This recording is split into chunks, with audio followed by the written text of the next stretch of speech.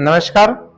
हम लोग पिछले क्लास में देखे एडोलेसेंस ग्रोथ एंड डेवलपमेंट, उसके पार्ट 1 हम लोगों ने देखे थे। हमने उसके विकास देखे। हम लोग इसमें चरण वगैरह इसके देखेंगे कि इसके कौन कौन से स्टेप्स हैं। तो चलिए हम लोग इसको शुरू करते हैं बिना देर किए हुए। किशोरावस्था को हम लोग समझते चलते हैं। बचपन और वयस्कता यानी कि बाल्यावस्था, बचपन जिसको हम लोग बोलते हैं, और वयस्कता जब बच्चा जो युवावस्था में चला जाता है, परिपक्व हो जाता है, के बीच के महत्वपूर्ण समय को ही किशोरावस्था कहा जाता है।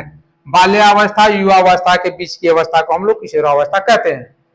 बचपन से किशोरावस्था की ओर बढ़ते लड़के और लड़कियों में हार्मोन्स की वजह से वैज्ञानिक, सामाजिक और शारीरिक बदलाव देखने के लिए मिलते हैं। यह स्पष्ट यह समय यौवन के आसपास का होता है। इस समय किशोर में सामाजिक क्षमताओं और व्यवहार का विकास होता है। साथ ही किशोरों का मस्तिष्क भी परिपक्वता की ओर बढ़ता है। विश्व स्वास्थ्य संगठन WHO के मुताबिक ये बदलाव लगभग 10 से 19 साल के बीच तक जारी रहती है। पिछले क्लास में मैंने बताया था कि लड़कियों में यह तीव्र विकास जो होता है वह 11 से 14 होता है और लड़कों में 13 से 16 होता है। इस उम्र में काफी तीव्रता के साथ इनमें विकास पाया जाता है। पिछले क्लास में हम लोगों ने यह भी जाना था कि जो ये तीव्रता से विकास दो अवस्थाओं में देखने के लिए मिलता है। एक पहला शैशवावस्था में, इसके बाद बाल्यावस्था में थोड़ा सा गति रुक कम हो जाती है, और फिर किशोरावस्था में देखने के लिए तीव्रता से विकास देखने के लिए मिलता है।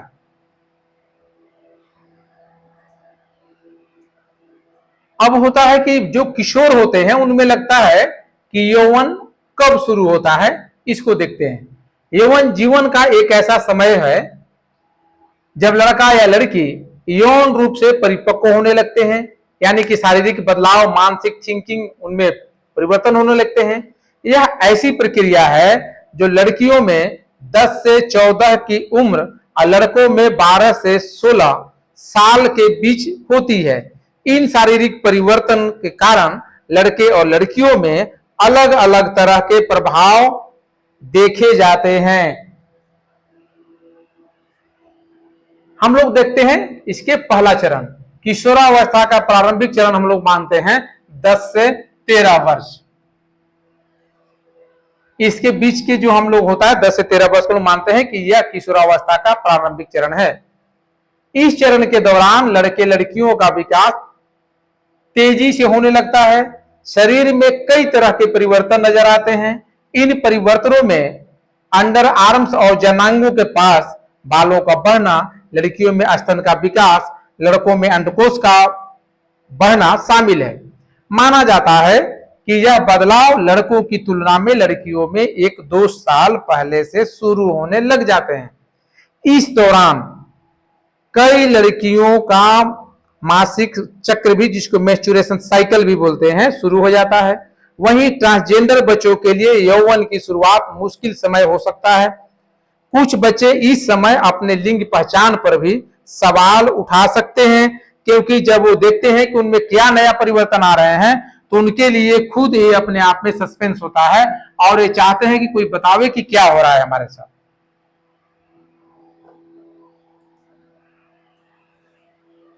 फिर दूसरा चरण है इसका, जिसको मध्यम चरण बोलते हैं, 14 से 17। पहला चरण क्या था?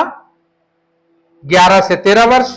दूसरा चरण 14 से 17 की उम्र का होता है, जिसको दूसरा चरण भी बोलते हैं, मध्य चरण भी बोलते हैं।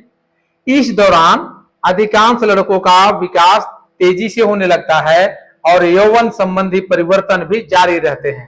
पहले वाले में 11 से 13 वर्ष वाले में लड़कियों का विकास तीव्रता के साथ होता है, और दूसरे चरण यानी कि मध्यम चरण में लड़कों का विकास तीव्रता के साथ उनमें परिवर्तन देखने के लिए मिलता है। जैसे आवाज में बदलाव होना, लड़कों में मुहासा आना, मतलब चेहरे पे दाग आना। वहीं लड़कियों में शारीरिक परिवर्तन लगभग पूर्ण हो जाता है और अधिकांश लड़कियों का मासिक धर्म भी नियमित हो जाता है। इस उम्र में कई किशोर रोमांस और शारीरिक संबंधों में रुचि लेने लग जाते हैं। वही किशोर माता पिता के साथ बहस और तर्क करने लगते हैं, क्योंकि वे परिवार से ज्यादा दोस्तों के साथ समय बिताना और बंदिशों में नहीं रहना चाहते हैं। इन सभी के साथ लड़का और लड़की का मस्तिष्क विकास जारी रहता है। यही कारण है कि मैं बोलता हूं कि इसे एक तूफान की अवस्था बोला जाता है, किशोरावस्था को। किशोरावस्था के तीसरा और अंतिम चरण है 18 से 21 वर्ष की उम्र के बीच या उससे अधिक को हम लोग बोलते हैं किशोरावस्था का अंतिम चरण। आमतौर पर किशोरावस्था का अंतिम चरण तक शारीरिक विकास पूरा हो जाता है। व्यस्तता की ओर बढ़ रहे अंतिम चरण के किशोर अपने व्यक्तित्व और अपनी अहमियत को बखूबी समझने लगते हैं। वे अपने भविष्य पर ध्यान देने के साथ साथ अपने आदर्शों को भी आधार बनाकर ही फैसला लेते हैं। इस दौर में दोस्ती और प्यार जैसे रिश्ते स्थिर होने लग जाते हैं। कुछ लड़के लड़कियां भावनात्मक और शारीरिक रूप से अपने परिवार से अलग हो जाते हैं। हालांकि कई अपने माता पिता के साथ एक नए रिश्ते को फिर से स्थापित करने लग जाते हैं। इसमें उनके चेहरे और शरीर पर मुहासे आने शुरू हो जाते हैं, पसीना अधिक आने लगता है और शरीर से पसीने की दुर्गंध भी आने लगती है। आर्मपिट में यानी कि जो कांख है उसमें बाल आने लगते हैं। जनांगों के आसपास बाल उगने लगते हैं, इसे प्यूबिक हेयर भी कहा जाता है। बाहों और पैरों में बाल उग सकते हैं और बाल अधिक गहरे होने लगते हैं। आपको अपने पैरों और हाथों में कुछ दर्द भी महसूस होने लग जाता है। इस अवस्था में लड़कियों में होने वाले शारीरिक परिवर्तन, इस अवस्था में उनके शरीर में होने वाले बदलाव कुछ इस प्रकार से होते हैं। लड़कियों के स्तन विकसित होने लगते हैं। 12 से 18 साल के बीच लड़कियों के स्तन पूरी तरह से विकसित हो जाते हैं। बाएं और दाएं दोनों स्तनों का विकास जरूरी नहीं है कि एक जैसे हो, अंतर भी हो सकते हैं।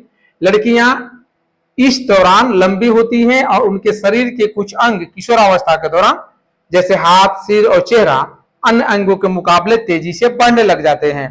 लगभग 16-17 साल बाद लड़कियों का कद बढ़ना बंद हो जाता है। लड़कियों के शरीर का आकार भी बदलने लगता है, जैसे उनकी कमर और कूल्हे चौड़े होने लग जाते हैं।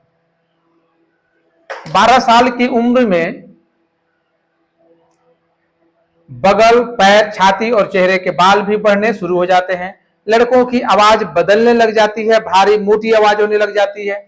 लड़कों का विकास 13 वर्ष की आयु के आसपास तीव्र गति से होता है और 18 साल तक पहुंचते पहुंचते धीमी हो जाती है। लड़कों का कद बढ़ने के साथ ही उनकी छाती और कंधे भी चौड़े होने लग जाते हैं। इस दौरान लड़के 10 से 30 सेंटीमीटर बढ़ जाते हैं।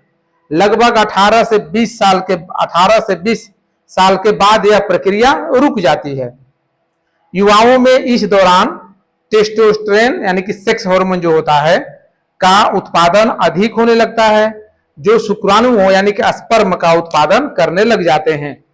लड़कों में मनोवैज्ञानिक परिवर्तन की, किशोरावस्था में होने वाले मनोवैज्ञानिक परिवर्तन को हम लोग देखते हैं। मनोवैज्ञानिक परिवर्तन की वजह से गुस्सा करना और विद्रोह करने जैसे बदलाव आपके बच्चों में नजर आ सकते हैं। साइकोलॉजिकल बदलाव हार्मोनल और न्यूरो डेवलपमेंटल परिवर्तन से जुड़ा हुआ है, जिसके कारण सामाजिक और भावनात्मक परिवर्तन होते हैं। इसके साथ ही बौद्धिक क्षमता में भी वृद्धि होती है। किशोरों में इस दौरान तार्किक व नैतिक सोच मजबूत होती है। वो तर्कशील होने लगते हैं। सामान्य सोच में बदलाव होता है। तर्क संगत निर्णय लेने में सक्षम होने लग जाते हैं। किशोरावस्था में सामाजिक परिवर्तन, किशोरावस्था के दौरान युवा मनोवैज्ञानिक परिवर्तन के साथ साथ सामाजिक परिवर्तन से भी गुजरते हैं। युवा खुद में हो रहे बदलावों को समझने के साथ ही आत्म परिचय की कोशिश करते हैं। लोगों की राय को लेकर चिंतित होते हैं, खासकर अपने दोस्तों की राय से प्रभावित होते हैं। स्वतंत्रता और जिम्मेदारी की चाहत बढ़ती है उनकी। अपने फैसलों, भावनाओं और कार्यों को दृढ़तापूर्वक करते हैं।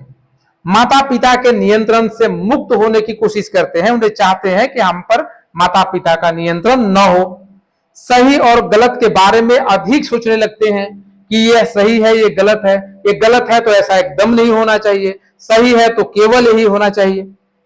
इंटरनेट, मोबाइल और सोशल मीडिया से वो प्रभावित होते हैं, वो ज्यादा इंटरनेट और सोशल मीडिया का उपयोग करते हैं।